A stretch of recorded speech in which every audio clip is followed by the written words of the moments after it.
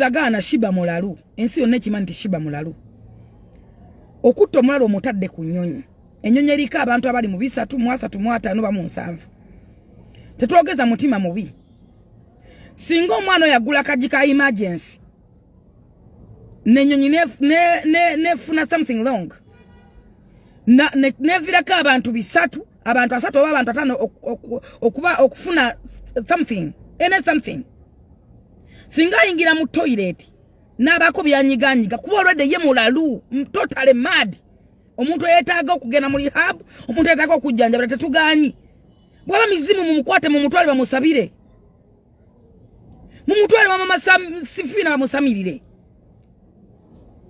Mu mutwale machachi omwana bamusabire, mu mutwale mizikiti ba sheikh bamulombere dua. Kirizagana Sheebah Mulalu totally a mad part. Omulalu ensi yonna gwemanyi nti okezo kyamanyi tusibako omulalu kuba gwe omufunira mu sente. Mukunja eyo si business. Teri muntu yali agaggawadde mu content nti no kati mukunja funa ekyokukola funa omulimu please. Tewali yali akulimenti osobola gaggawala mu nonsense. Funa omulimu osatolinga ogamenti nino omulimu guguno. Naye olwokuba gw'ofuna munnange omanya okutegera si kwa buwaze. Twabulaba ofuna, twabulaba okuba, bannange kati otwalugeze nnyo, kati ate engoye tezimutuuka, tweyeseza gundi, mutuweerezeze engoye oliko maddi. Kigenda kuggwako ddi. Kuba kati walabe kata aweddeko, nono nyaawo tukoze tutya. Walaba lulinga bikuweddeko, muzanyeza nnyembo ate ogenze kubuko kwanjula. Oyanjula otyo omulalu totally mad. Newunya n'omukazi gwebakako mukazi wo abanga gyali ewaka. Kuba omukazi already omuyina oli mufumbo. Onana gwazalamu abaana gwegaana yampeza na maloboozi na ngamba biki muganze bete binkwatako. Kadama amuli yako sendeze wa muzaalamu. Ne muganze bete binkwatako sagala kuyingira life y'abantu. Ngwambo yaba muzaalamu nabe nebirala bingi ebyo bintu byamwe ebyo bimanyi. Naye njagala okutegeeza, njogeza amazima n'okufumintiriza. Okoze kyamanye gwangu lisibyeko omulalu fine. Okutegera kwa abantu okukoma ne bakukiriza. Ne bakusuwa sente. Mafia nabakwatire sente. Tebakoma konoga no mama n'omwana no mama Mulalu olwedde zoliga. Eyetaaga rehab, eyetaaga eddwaliro, eyetaaga okuyambibwa. Mubatwale babasamirire babasala emisalo. Mubatwale mu machachi, mubatwale mu miziki babalombere dua. Abantu balalu tatala ba family y'abalalu oba balina kikyamu ki naye balalu. Sheebah buli muntu amanyi kuno ku street konna ku kikuchika konna kumanyi. Omukutto omutadde ku nnyonyi. Watyanganyiza akapesa ka emergency. Ennyonyi nefuna something. Abantu abali mu 3, abali mu 5, abali mu 5, abali mu 6 ne mukula kusinga. Waliwo ekintu ekisukka ekibera too much. Ekintu ekibera too much kitama. Bwalabanga mukola content buli kaseera mubeera mwene byokwekwasa. Kati simanya nyedo mwenge muzemu mugobye. Ate kati ngenze mukwanjula bannange muza kanyamala makanzi. Ate kati bannange mbuna nkubi empi bannanga nkuba. Mukwano abasirusiru bogenda bazanyira kero bayina. Bajja kubikiriza. Naye one day one time omwana ajja kukwata kufumita ekiso. Wesange mbuliri ng'oli mukalu. Kuba already Mulalu. Mulalu mad. A mad person. Ajja kwata kambaka kuyisemu ensoli gigamba ki. Abantu bali maritandikira wa. Ogamba nti munnange mkakati kino kagamba waliwo ebintu nga gwo byereetera.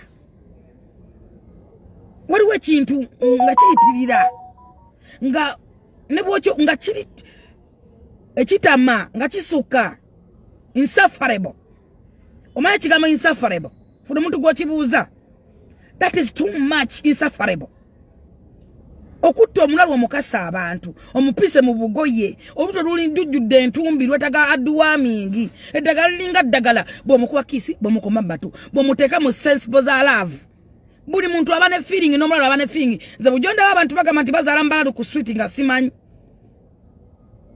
nga mpakana naye omuwala omuteeka mu feeling gwe kenyini kuba mukomberera n'omusonse kange engalo n'omukwata mu mabeere ng'ensi yonna eraba ebintu ebikolera ku live feelings zisigala feeling tosobola kulwanisa nature ya muntu adolescence y'omuntu oba nature esigala nature tebagirwanisa.